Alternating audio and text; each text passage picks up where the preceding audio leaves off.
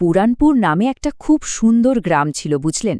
সেখানে সবকিছুই ছিল একদম শান্ত, ছবির মতো, শুধু একটা পুরনো হাভেলি ছাড়া। গ্রামের ঠিক মাঝখানে দাঁড়িয়ে থাকা ওই বাড়িটাকে না সবাই খুব ভয় পেত, এড়িয়ে চলত। চলুন আজ আমরা সেই হাভেলির রহস্যটা একটু জেনে আসি। আসলে গ্রামবাসীদের মনে ওই হাভেলিটাকে নিয়ে একটা অদ্ভুত ভয় কাজ করত। সবাই বলতো ভেতরে নাকি এক ভয়ঙ্কর বুড়ি থাকে। আর জানেন তো, ঝড় বৃষ্টির রাতে বা সন্ধে নামলেই ওই বাড়ি থেকে এমন সব অদ্ভুত আওয়াজ আসত যে শোনার পর সবার বুকের ভেতরটা কেমন যেন ছ্যাঁত করে উঠত। কিন্তু একদিন হলো কি, গ্রামের এই শান্ত জীবনে একটা বড় পরিবর্তন এলো। শহর থেকে হঠাৎ 4 জন লোক এসে হাজির। তাদের নাম রাজীব, রিয়া, রমন আর প্রেম। তারা এসে শটান দাবি করল যে এই হাভেলিটা নাকি তাদের পৈতৃক সম্পত্তি, আর তারা এটা বিক্রি করতে এসেছে।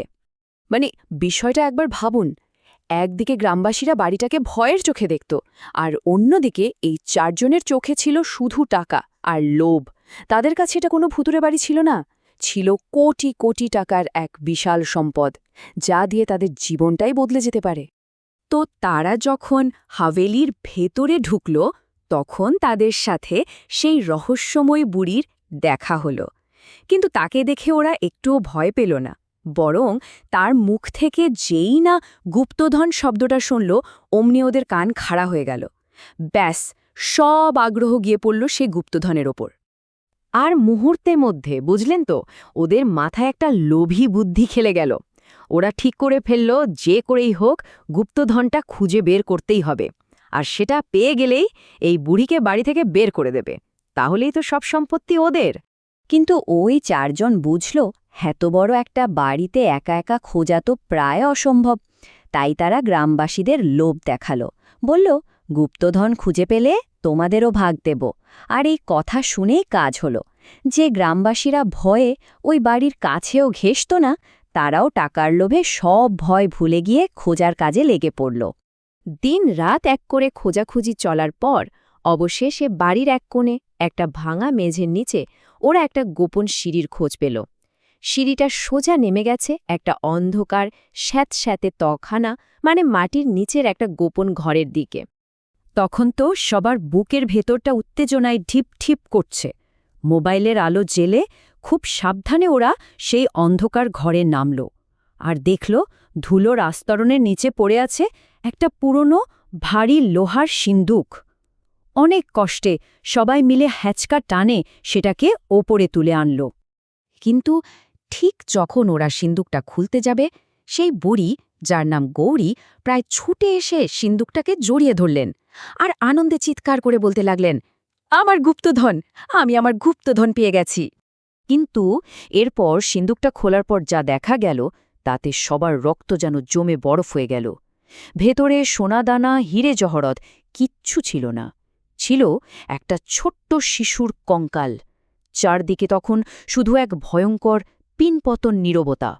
ওই কঙ্কালটা দেখেই গৌরী কান্নায় একেবারে ভেঙে পড়লেন, আর সেই কান্নার মেশা দিয়েই বেরিয়ে আসতে শুরু করল তার জীবনের এক ভীষণ কষ্টের, এক মর্মান্তিক গল্প। গৌরীর গল্পটা ছিল সত্যি খুব যন্ত্রণার। আসলে তার একটি মেয়ে হয়েছিল, কিন্তু শ্বশুরবাড়ির সবাই চেয়েছিল ছেলে, তাই তার স্বামী আর শ্বশুর তাকে আর তার মেয়েকে মেনে নিতে পারেনি। শেষে এক তান্ত্রিকের কথায় তার স্বামী নিজের ছোট্ট মেয়েটাকে ওই মাটির নিচের ঘরে বলি দিয়ে দেয়। এই সত্যিটা জানার পর গৌরী রাগে দুঃখে পাগল হয়ে প্রতিশোধ নেন, আর মেয়ের কঙ্কালটাকেই তার জীবনের একমাত্র গুপ্তধন বানিয়ে ফেলেন। এখানেই কিন্তু গল্পের আসল প্রশ্নটা লুকিয়ে আছে। একদিকে ওই নবাগতদের কাছে গুপ্তধন মানে ছিল শুধু টাকা পয়সা সম্পত্তি, আর অন্যদিকে একজন মায়ের কাছে গুপ্তধন ছিল তার মৃত মেয়ের স্মৃতি।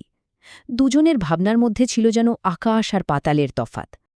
এখন প্রশ্ন হল, একজন মায়ের এত কষ্টের একটা গল্প শোনার পর ওই 4 জনের মনে কি একটুও দয়ামায়া হল? তাদের লোভ কি একটুও কমল? কি মনে হয়? না, ওদের মনে এক ফোঁটাও দয়া হল না। উল্টে রাজীব রাগে আর ঘৃণায় চিৎকার করে সিন্দুকটাতে সজোরে একটা লাথি মারল। ওর আচরণে কোনো সহানুভূতি ছিল না, ছিল শুধু গুপ্তধন না পাওয়ার চরম হতাশা আর একরাশ নিষ্ঠুরতা। তাহলে চলুন গল্পের শেষ পর্বে দেখি কিভাবে এই চরম লোভের পতন হয় আর শেষ পর্যন্ত সহানুভূতি আর মনুষ্যত্বেরই জয় হয়। রাজীবের এই নিষ্ঠুর ব্যবহার দেখে গ্রামবাসীরা আর চুপ করে থাকতে পারেনি। তারা পুলিশে খবর দেয়। পুলিশ এসে যখন ওই 4 জনের কাছে হাভেলির মালিকানার কাগজপত্র চাইল, তখন তাদের সব জারিজুরি ফাঁস হয়ে গেল। আসলে তো ওরা প্রতারক ছিল। পুলিশ সঙ্গে সঙ্গে ওদের 4 জনকে গ্রেফতার করে নিয়ে গেল। এরপর গ্রামবাসীরা নিজেদের ভুলটা বুঝতে পারল। তারা লোভের পথ ছেড়ে দিয়ে সহানুভূতির পথটাকেই বেছে নিল।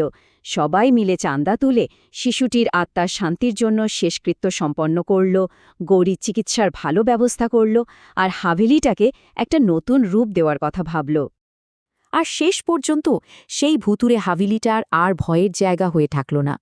গ্রামবাসীরা সবাই মিলে নিজেদের চেষ্টায় ওটাতে মেয়েদের জন্য একটা সুন্দর স্কুলে পরিণত করল, আর স্কুলটার নাম রাখল গৌরীকন্যা বিদ্যালয়, সেই মা আর তার হারিয়ে যাওয়া মেয়ের স্মৃতিতে। এই গল্পটা কিন্তু আমাদের একটা খুব সহজ কিন্তু খুব জরুরি প্রশ্ন করে যায়।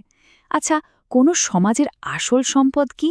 অনেক টাকা পয়সা, বড় বড় বাড়ি-গাড়ি, নাকি মানুষের মনের দয়া, সহানুভূতি আর একে অপরের প্রতি ভালোবাসা? ভাববার বিষয়, তাই না?